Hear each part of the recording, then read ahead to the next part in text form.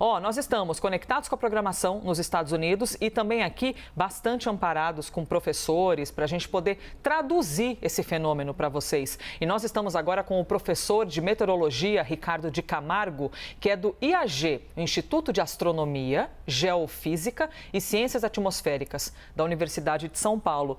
Então, o senhor deve ficar, claro, para além dos estragos, que é um momento terrível, mas muito conectado com essa explosão da natureza, né? Que de longe, sem contabilizar os problemas, tem uma beleza muito grande. O furacão é uma máquina térmica muito eficiente do ponto de vista dos processos meteorológicos. Ele combina muito aspectos da dinâmica e da termodinâmica da atmosfera.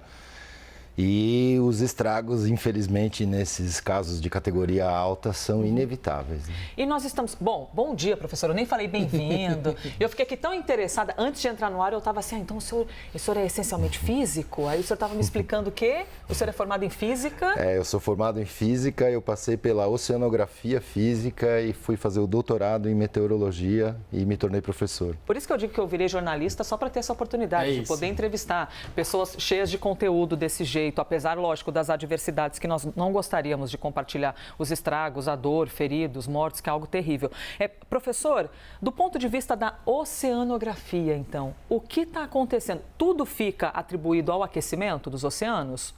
O furacão tem uma combinação de condições do oceano e de condições da atmosfera que tem que realmente formar como se fossem ingredientes de uma grande catástrofe. No que diz respeito ao oceano, esse aspecto do aquecimento global faz com que haja aumento das temperaturas da superfície do mar, que é um dos combustíveis principais, né? A evaporação da água do mar e a condensação desse vapor na atmosfera, liberando o tal calor latente que a gente lembra lá das aulas de física, que é uma quantidade de energia muito grande. Então, essa máquina térmica ela está aí para justamente roubar calor do oceano e transferir para a atmosfera. E no que diz respeito ao que se espera para o futuro, a gente precisa realmente ficar monitorando todos os casos que acontecem. Nossa. Só de ouvir essa informação, a gente já fica aqui ainda mais apreensivo. Professor Ricardo, nós estamos lhe ouvindo e ao mesmo tempo acompanhando essa imagem ao vivo, tá, pessoal? Está chegando para a gente aqui de mais uma região, Venice, é isso que você disse, Dani? Venice, vocês estão vendo aí, olha só, os estragos na calçada, telhados que vieram abaixo e tudo aquilo que a gente está, infelizmente, cada vez mais habituado a ver. Estamos também com Pedro Duran aqui para participar da conversa com o professor. Por favor, Pedro. Pois é, Elisa. Bom dia, professor. Obrigado pela conversa aqui com a gente. E uma das coisas que chama a atenção nessas imagens, podemos até colocar ela em tela cheia para a gente poder destacar, Elisa. Esta região recebeu há pouco tempo, 2 semanas, o furacão Helene. E agora recebe um outro furacão. Não deu tempo de recolher os entulhos do furacão Helene. Não deu tempo de juntar o lixo, processar tudo que foi espalhado pelas ruas, professor. E aí, nesse sentido, eu quero te fazer uma pergunta. Quando você tem um cenário como esse, de destruição recente, com vigas de metal, pedaços de concreto, portas, janelas, vidros, espalhados pelas ruas, como a gente vê nesta imagem, qual é o efeito que isso pode ter com a chegada de ventos fortes em um novo furacão? Bom dia, Pedro. É um prazer estar aqui com vocês para esclarecer esses aspectos.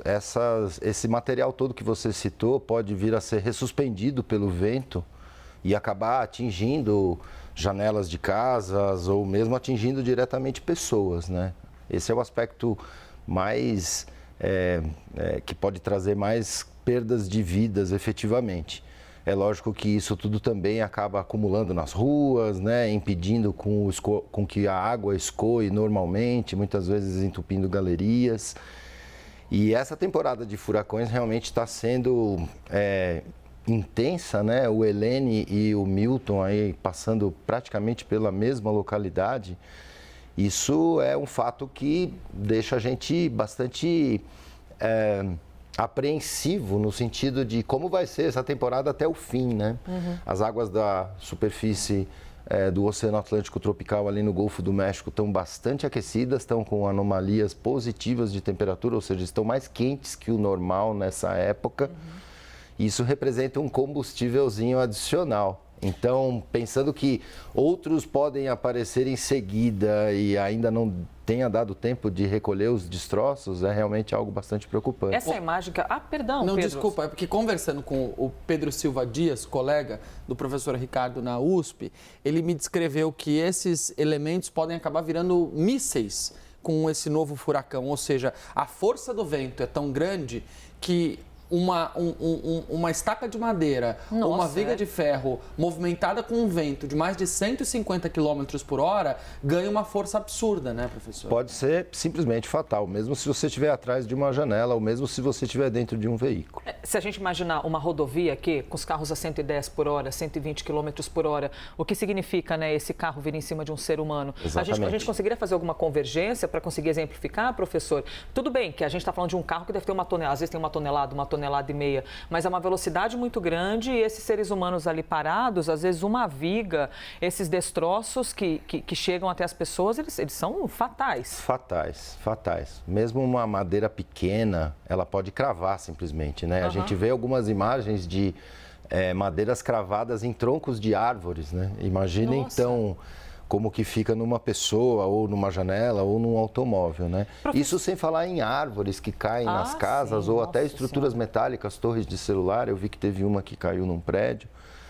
Isso, então, mostra a força desse deslocamento do ar, arrastando as coisas junto com ela mesmo as que não têm muita vela, né? Um poste ou uma estrutura de uma antena não tem tanta área assim para ser arrastada, então dá para ver a intensidade das rajadas, né? A força que mesmo o ar se deslocando pode representar. Professor, aproveitando que o senhor é um apaixonado pelo assunto, conhecedor do assunto há muitos anos, e também sempre levando em conta que a gente tem todo tipo de pessoa que nos assiste, né? Para alguns, algumas informações são óbvias e para outros nem tanto, e aqui a gente tem a missão de contemplar todo mundo.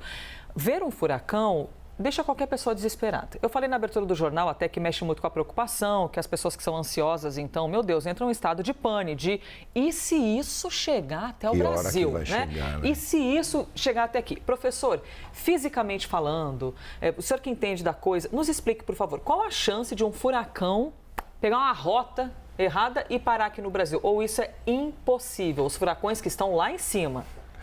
Impossível, olha, Elisa, não é. Na verdade, como eu te falei antes, tem essas combinações do oceano e da atmosfera.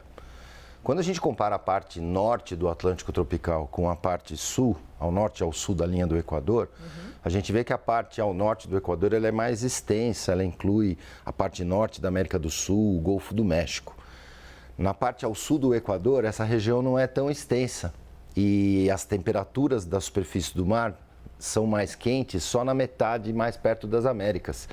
Então, isso faz com que o ambiente ao sul do Equador, análogo ao que acontece ao norte do Equador, não seja propício para aparecer furacões aqui no Brasil. Mas só lembrando que lá em 2004, a gente teve aquele caso do único furacão do Atlântico Sul, que foi o furacão Catarina, que fez aterrissagem em terra, né, que chegou no continente, lá no sul de Santa Catarina, no dia 28 de março. Aquele é o filho único de mãe solteira, né, de casos de ciclone tropical, de furacão aqui no Atlântico Sul, que atingiu categoria 1 e já fez uma quantidade de estragos bem significativa, perda de pescadores, né, barcos que desapareceram. Então, existe o fenômeno da ciclogênese, como a gente chama, a formação de um ciclone puro na região tropical, como é o caso deste Milton, como foi o caso do Helene, mas a gente pode ter evoluções de casos que acabam transicionando para estruturas tropicais, e foi justamente esse o caso do furacão Catarina. Era uma perturbação de latitudes médias, não foi uma ciclogênese tropical pura, mas o sistema evoluiu com uma certa organização e acabou atingindo a categoria 1 em termos da pressão atmosférica, o abaixamento da pressão atmosférica e a intensidade dos ventos. Professor, até antes de chamar a CNN nos Estados Unidos, só replicando aqui no telão para exemplificar para quem está nos assistindo, que o senhor nos explicou ali, nós temos aqui Ah, perdão, puxa vida, eu queria fazer um negócio rápido, aí o tablet não está pareado. Desculpa, gente. De vez em quando acontece isso. Tecnologia, né, senhora? Professora, está ao vivo aqui, às vezes a gente não sabe o que faz da vida. Mas só para concluir a ideia do professor, que é bastante importante para quem nos assiste, para nós podermos ir aqui. Pronto, Nath, obrigada. Professora, aparecendo ali em tela, até o senhor pode se aproximar aqui, por favor, do telão. O senhor está nos explicando aqui toda a nossa linha que divide. Então, a gente que está aqui de baixo, no Brasilzão... Isso que eu falei, tá vendo? Essa extensão e a característica de águas mais aquecidas aqui nessa região é completamente diferente da região ao sul do Equador. Tá. E, além disso, a atmosfera aqui nessa região também não tem as condições propícias, digamos assim, para a formação desse sistema. O ciclone Catarina, que eu acabei de mencionar, ele teve origem mais aqui nas regiões ao sul do país e quando evoluiu no oceano, se transformou nessa tempestade tropical e depois se deslocou na direção do continente. Perfeita a explicação, então, do professor para a gente, para que nós possamos aqui visualizar. Ali no pontinho azul, a gente aqui no Brasilzão, a gente aqui na CNN, torcendo que esse negócio não chegue, hein? Mas a nossa cabeça aqui muito conectada com a CNN nos Estados Unidos também. Professor, obrigada demais pela gente. A gente pode convidá-lo outras vezes para conversar? Eu espero poder ajudar. Eu acho muito importante a gente fazer a divulgação no meio tão eficiente como a CNN. As pessoas precisam saber de todos os detalhes ou de todos os pormenores envolvidos nisso. E informação é prevenção, é incrível como a gente não consegue apagar o acontecimento, mas dá uma ufa. Peraí, deixa eu ver alguém que atende aqui para tirar um pouco dessa minha preocupação, apesar dos acontecimentos adversos da natureza. Professor Ricardo Camargo ou de Camargo? Ricardo de Camargo. Vamos respeitar aqui os nomes das famílias. Ricardo de Camargo, professor de meteorologia do IAG, o Instituto de Astronomia, Geofísica e Ciências Atmosféricas da Universidade de São Paulo.